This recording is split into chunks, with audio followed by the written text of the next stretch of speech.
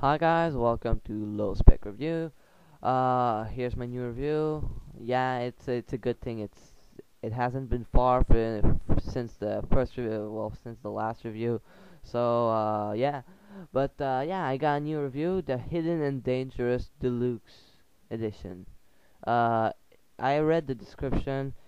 It used to be a really critically acclaimed game. I never really heard about it, but I guess it used to be really fun at the time, and they chose to make an update, and it's free, so yeah, you can play it as much as you want. So from starting off from the graphics looks great. Nice textures, well, for a low-end game at least, but it has nice textures. The water looks awesome. People textures aren't the best, but they're good. Guns looks fairly detailed, but they're in the middle of the screen, so kind of gets annoying. Kind of getting, yeah. Anyways, yeah. So the graphics are generally good for a low-end game. Uh, yeah, nothing else to say. So the game has a lot and lots of customization. I never saw a game who has that much customization. So you start out, you make a team of 4 people. The team can be well, a lot of people.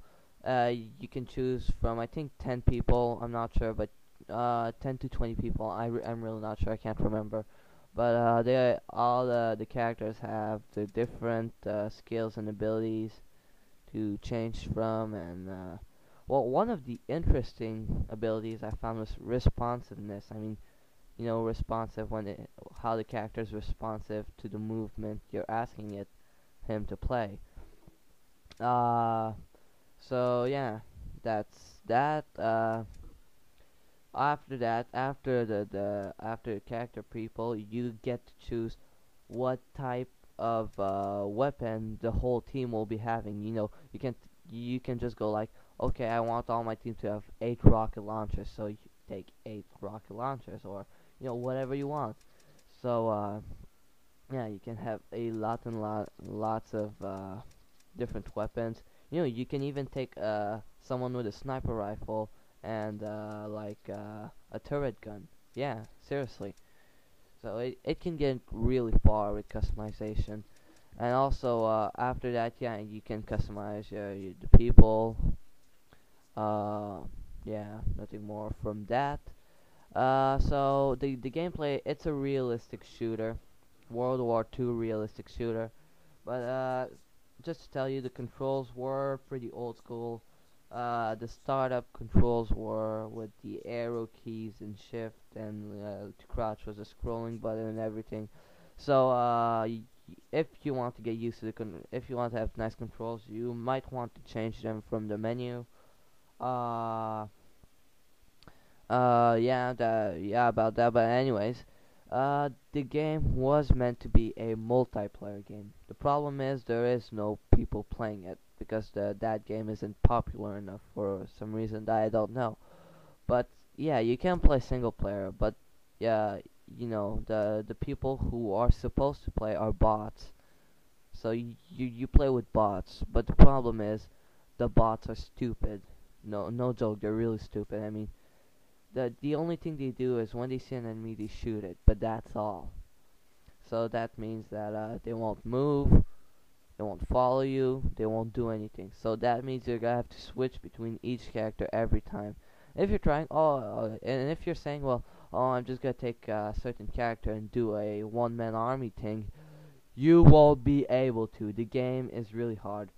The enemies looks to be really good. They can shoot you from a mile away. No, not from a mile away, but they can really shoot. They're really accurate. So if you're trying to be a one-man army, don't try that. You'll die countlessly. But yeah, if you're playing single player, you're gonna have to use a shitload of tactics because yeah, trust me, you really need to have a lot of tactics. I don't know how many times I died in the first level.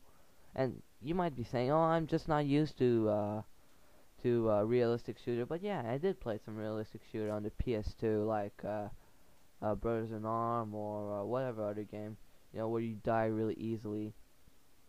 But that game was really frustrating for me, but it doesn't mean it has to be.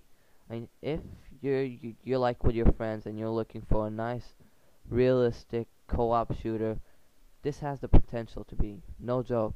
If you know when it's in co-op, I'm pretty sure it is a really nice game. But I can't rate it with the co-op part because there's no community for me. But seriously, if you have just a couple of friends and you want a nice realistic shooter, this can be a really fun experience. But for me, it was really frustrating. So I will be giving this game a 7 out of 10. So thanks for listening and see you later, hopefully.